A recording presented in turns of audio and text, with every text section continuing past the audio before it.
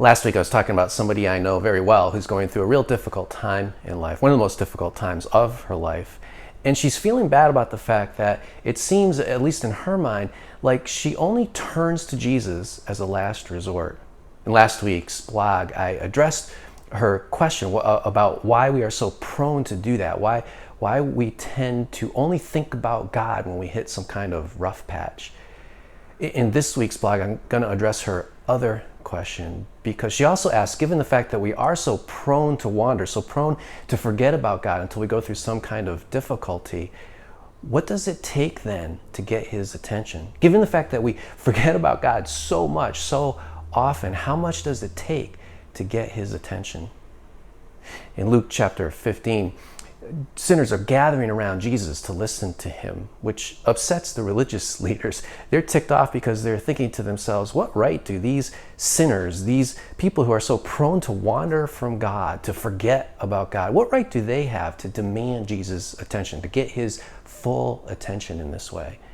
Jesus, knowing their thoughts, responds by telling a series of parables. These parables are designed to reveal how God, feels about these sinners, feels about people who are prone to wander, to forget about God. In other words, these parables are designed to reveal how he feels about us who are prone to wander and forget about God also.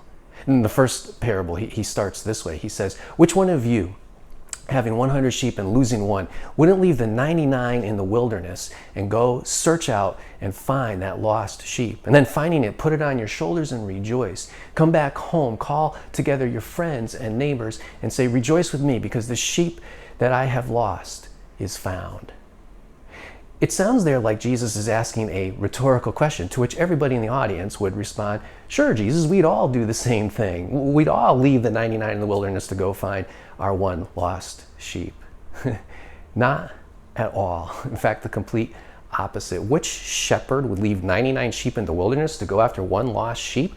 No shepherd would. No shepherd with any sense would do that. Sheep are stupid. If you leave 99 sheep in the wilderness, they're all going to wander away in different directions. By the time you get back, they're going to be long gone. Not only that, if by some miracle they did not wander away, sheep are one of the most vulnerable animals on God's green earth. They would easily fall prey to predators, being all alone, unprotected, without a shepherd in the field like that. And not only that, but if by some even greater miracle they didn't all wander away or get eaten by some predator, fall prey to a predator, sheep back then were a hot commodity. They had street value. So if you left them alone in a field by themselves and they didn't wander away or get eaten by a predator, somebody would be sure to take them, to steal them from you. See, it would be crazy, foolish, to leave 99 sheep in a field by themselves to go seek out one lost sheep. What shepherd would do something like that? No shepherd would do something like that. It's kind of like going to the food court at the mall with $100 bills. I know this is a little bit of a stretch, but just go with me on this. Go to the food court with $100 bills, and when you get to the food court, you realize that you lost one of your dollar bills on the way in from the parking lot. So you take the other $99 bills and you put it down on a table in the food court and head back to the parking lot to seek out and find your one lost dollar bill. What are the chances those $99 would be there when you got back to the food court? See, it would be absolutely crazy to leave 99 sheep in the wilderness to go seek out the one lost sheep. It's better to cut your losses and let that one sheep go and ensure that the 99 are safe and protected. Jesus isn't asking a rhetorical question here. He's asking a ridiculous question because he wants to make a point, a very provocative and powerful point. What he's trying to say is this: God is so crazy about us that before it ever even occurs to us to turn back to him, he has launched an all-out mission. He's made it the main mission of his in the universe to come after us, to seek us out and call us back.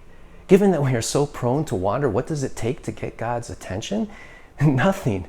You've got all of it, all the time. However much you're prone to wander, he has been relentlessly seeking you out, running after you with arms wide open to seek you out and save you, to bring you back into the fold of his love.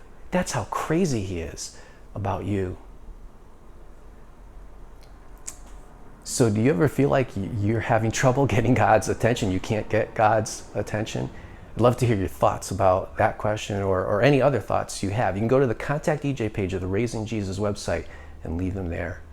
I pray that no matter where you go in life, wherever you are, whatever you're doing, that you will always know how crazy God is about you.